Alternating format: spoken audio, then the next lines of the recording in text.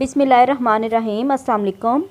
आज मैं बहुत मज़ेदार और बिल्कुल सादा तरीके से आपको बीफ की सालन बनाना सिखा रही हूँ कि अगर आपके घर में अचानक से मेहमान आ जाए और आपने सालन बनाना है तो आप किस तरह बना सकती हैं, और वो भी बहुत ज़्यादा मज़ेदार।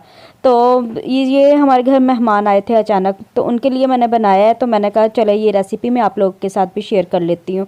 यकीन माने इतना मज़ेदार ये बना था कि सबने बहुत ही ज़्यादा इसकी तारीफ़ की। मैंने बिल्कुल इसे आम सादा और सिंपल तरीके से बनाया, कोई मैंने इसमें ख़ास मसाले नहीं डाले, लेकिन इसका टेस्ट बहुत ही मज़ेदार है। तो चले अपनी रेसिपी की तरफ इसे बनाना शुरू कर लेते हैं। यहाँ पे मैंने 1.5 किलो बीफ का गोश्त लिया है। इसे मैं प्रेशर कुकर में डाल दूँगी। ये मैं प्रेशर कुकर में पका रही हूँ क्योंकि मैंने जल्दी सालन बनानी थी, तो इस वजह से मैं इसे इसमें पकाऊंगी। गोश्त वैसे भी बहुत ज़्यादा नरम था, तो इसलिए ये जल्दी भी बन गया था। और अब मैंने इसमें डाल दिए 3 दरमियाने साइज़ के प्याज। प्याज़ों को मैंने बड़ा बड़ा सा काट लिया, ज़्यादा मैंने इसे बारीक नहीं किया है। अब मैं इसमें डाल दूँगी तकरीबन 10 से 12 जवे लहसुन के थे, और इतनी मैंने इसमें सब्ज़ मिर्चें डाली है। छोटी थी सब्ज़ मिर्ची, इसलिए मैंने इसमें ज़्यादा डाली है। और इसमें मैंने 5 टमाटर डाले हैं। टमाटरों को भी मैंने 2 हिस्सों में काटा है। जितनी भी चीज़ें इसमें डाली है मैंने मोटी मोटी काट के डाली है, क्योंकि प्रेशर कुकर में ये खुद ही गल जाएगी। अब 2 चम्मच इसमें मैं नमक डाल दूँगी, 2 चम्मच लाल मिर्च, आधा चम्मच हल्दी, और साथ ही हम इसमें ऑयल डाल देंगे। ये मैं 1 कप ऑयल डाल रही हूँ, और 2 गिलास पानी में इसमें डालूँगी। पानी मैंने ज़्यादा नहीं डाला, मैंने आपको पहले भी बताया कि गोश्त बहुत ज़्यादा नरम था, तो इस वजह से मैंने इसमें कम ही पानी डाला, बहुत जल्दी ये गल गया था। तो अब इसे अच्छी तरह हम मिक्स कर लेंगे।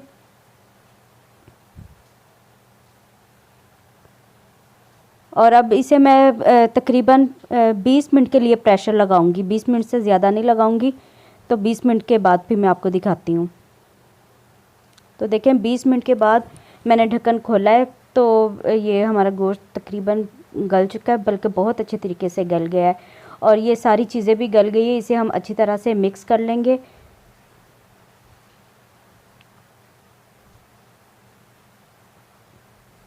और ये टमाटर प्याज वगैरह को अच्छी तरह हम गला लेंगे। मैं आपको दिखाती हूँ। देखिए गोश्त बहुत अच्छी तरह गल चुका है।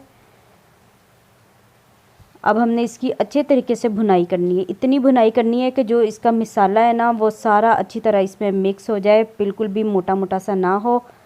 और अब मैं इसमें डाल दूँगी गरम मसाला। ये मैंने तकरीबन 1.5 चम्मच गरम मसाला डाला है। गरम मसाले में सारी चीज़ें थी, ज़ीरा, सूखा धनिया, काली मिर्च, लौंग, दालचीनी, सब कुछ था इसमें। तो ये मैंने 1.5 चम्मच डाला इसमें। और अब साथ ही इसमें मैं डाल दूँगी सब्ज़ धनिया, और इसे हम अच्छे तरीके से मिक्स कर लेंगे।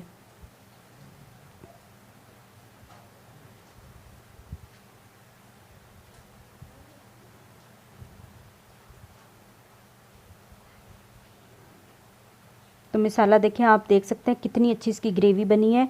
तो अब मैं चूल्हा बंद कर दूंगी। मैं इसमें पानी बिल्कुल भी नहीं डालूंगी। तो बाउल में मैं आपको निकाल के दिखाती हूँ। बिल्कुल सिंपल तरीके से मैंने बनाया है, लेकिन बहुत ही मज़ेदार इसका टेस्ट है। आप इस तरीके से ये बनाएं, यकीन माने आपको इतना मज़ा आएगा ना, बहुत ही। तो उम्मीद करती हूँ कि आपको मेरी आज की ये रेसिपी अच्छी लगी होगी।